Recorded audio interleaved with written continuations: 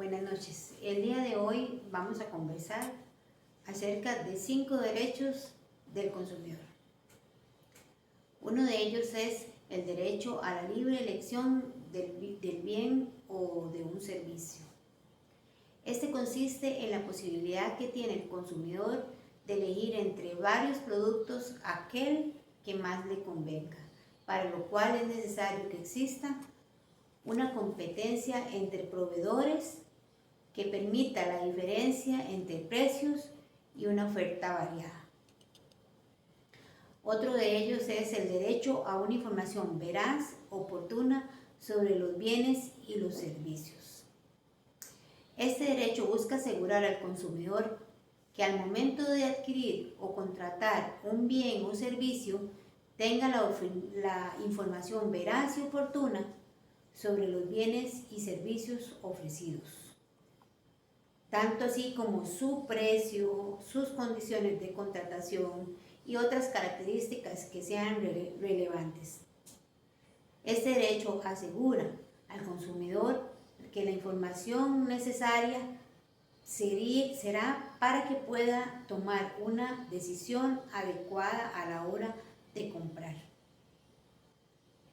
También tenemos el derecho a no ser discriminado arbitrariamente por parte de los proveedores de los bienes y servicios. Este se refiere a una extensión de los derechos en el ámbito específico del consumo. Asegura a todos los consumidores un trato igualitario en el mercado, de manera que no puedan ser discriminados, excluidos o ser objetos de tratos inadecuados por su edad, su credo religioso, su sexo, su condición socioeconómica o su raza. También tenemos el derecho a la seguridad en el consumo de los bienes y servicios y a la protección de la salud y del cuidado del medio ambiente en los productos. Este derecho se refiere a que debemos ser protegidos de la comercialización de bienes y servicios que sean peligrosos para la salud o para la vida. Tenemos también el derecho a la reparación e indemnización adecuada y oportuna de daños materiales y morales. Este derecho es derecho de todos recibir una indemnización o reparación adecuada por todo daño provocado o perjuicio provocado por informaciones falsas, artículos de mala calidad o adulterados o incluso servicios que son insatisfactorios, entre otras situaciones. Tenemos también que, así como hay derechos que tienen que tener los consumidores, también hay obligaciones por parte de los comerciantes. Entre ellas vamos a citar algunas.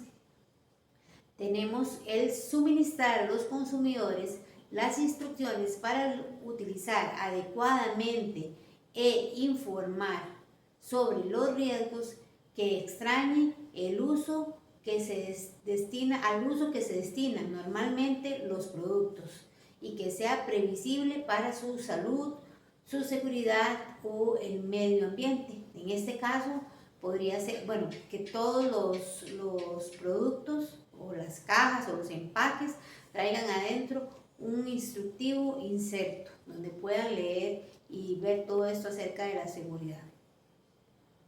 Otro es informar suficientemente al consumidor en español y de manera clara y eficaz acerca de los elementos que incidan en forma directa sobre su decisión de consumo. Debe enterarlo de la naturaleza, de la composición, del contenido, del peso, de las características del bien y servicio, del precio en el empaque o en el recipiente, que la etiqueta del producto tiene que estar marcado en la góndola o en el anaquel del establecimiento comercial, así como cualquier otro dato que sea determinante. Si se trata, digamos, de productos orgánicos, por ejemplo, debe indicarse esta condición en la etiqueta. Digamos, en los supermercados siempre hay una parte donde se indica que un producto es orgánico y que otro no lo es. Además, la etiqueta del producto deberá indicar cuál es su certificador. En este caso, también hablamos de que el servicio o el producto tiene que traer inserto también muy instructivo en el empaque. Otro es informar cuando no existe en el país servicios técnicos o reparación de repuestos para un bien determinado. En este caso voy a hablar de un ejemplo o algo que me pasó o nos pasó a mí y a mi esposo con respecto a un bien que queríamos adquirir, en este caso un vehículo. Estuvimos preguntando por los vehículos y llegamos a una distribuidora de vehículos y preguntamos por uno en específico, pero nos dijeron, pueden comprar este, pero no tenemos repuestos o no los podemos recibir si tuvieran que cambiarlo luego. Entonces, ya en ese momento nosotros decidimos si queríamos o no queríamos comprar ese producto, porque no nos iba a servir eventualmente. Si queríamos hacer un cambio por otro carro, no lo podíamos entregar para recibir otro o no había taller de reparación, entonces no nos convenía. También tenemos uno que es abstenerse de acaparar o especular, condicionar la venta o discriminar el consumo. En este caso podemos ver que ahora en la Navidad se especula mucho con la lotería, la gente la esconde para tirarla al final, o solo decide que vende ciertos números, o le vende cuando quiere, o lo vende más caro. Entonces este es un ejemplo de esto del consumidor. El último de los deberes del comerciante sería extender una factura o comprobante de compra, donde conste en forma clara la identificación de los bienes o servicios y el precio efectivo cobrado. También vamos a hablar de 5 formas que limitan la actividad mercantil en cualquier parte del mundo. Una de ellas se refiere al monopolio y dice que esta es una situación en la cual el mercado, la fabricación o la comercialización de un producto o bien o servicio está en manos de una sola empresa. Ejemplo, aquí en Costa Rica podríamos poner Hapdeva, Recope, lo que es la fábrica de licores, todas esos son monopolios. El INSS también. También tenemos otra que se llama prácticas monopolitísticas absolutas. Dice que estas prácticas consisten en un acuerdo o combinación entre agentes económicos compartidores entre sí, que restringen así la competencia. Estas prácticas siempre son dañinas. Su análisis se realiza de conformidad con lo que se conoce como la regla del per se, es decir, para determinar la ilegalidad, y no es necesario valorar el tamaño del agente económico involucrado, ni de sus motivaciones, ni sus justificaciones, ni el mercado afectado, ni sus efectos.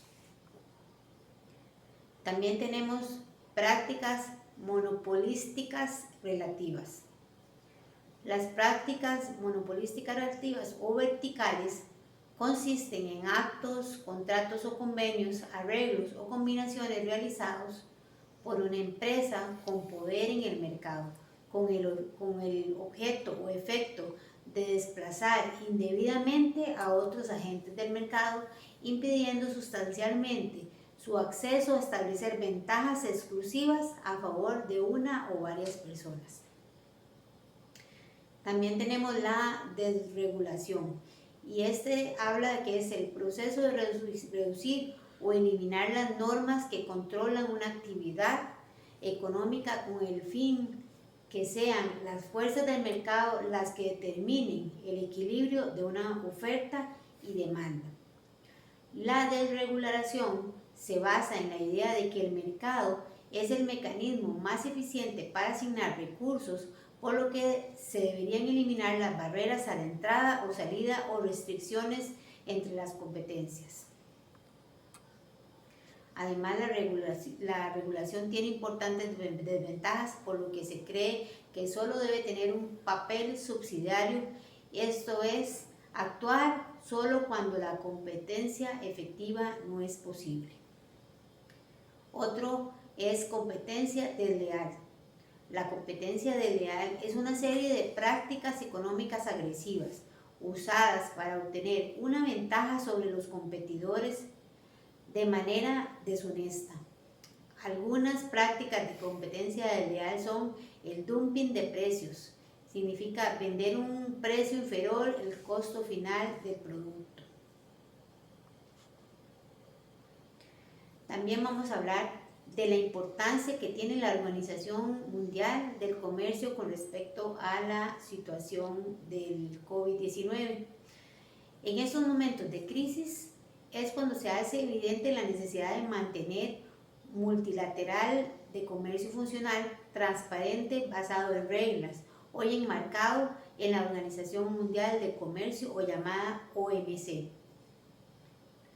La emergencia sanitaria que vivimos, además de los desafíos propios que conlleva, desencadenará en una situación económica difícil a nivel global. El impacto de esta crisis en el comercio internacional no será la excepción.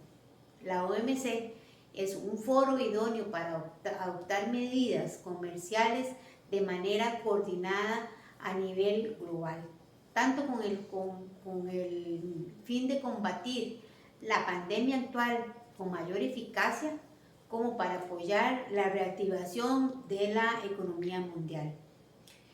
Esto se ha evitado en momentos de crisis como esta. Se acude injustificadamente a proteccionismos y a la adopción de restricciones encubiertas al comercio.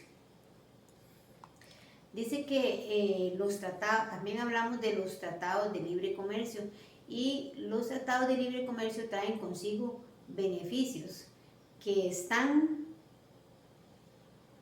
relacionados no solo con aspectos de tipo comercial, sino también que son positivos para la economía. Dice que 3 razones o beneficios de este son que permiten reducir en muchos casos y eliminar las barreras arancelarias y no arancelarias del comercio. Contribuyen a mejorar la competitividad de las empresas, dado que es posible disponer de materia prima y maquinaria para menores costos. Facilita el incremento del flujo de inversión extranjera al otorgar certidumbre y estabilidad en el tiempo a los inversionistas. Ayudan a competir en igualdad de condiciones a otros países que han logrado ventajas de acceso mediante acuerdos similares, así como obtener ventajas sobre los países que no han negociado algún acuerdo preferencial. Y finalmente, fomentan la creación de empleos derivados de una mayor actividad exportadora.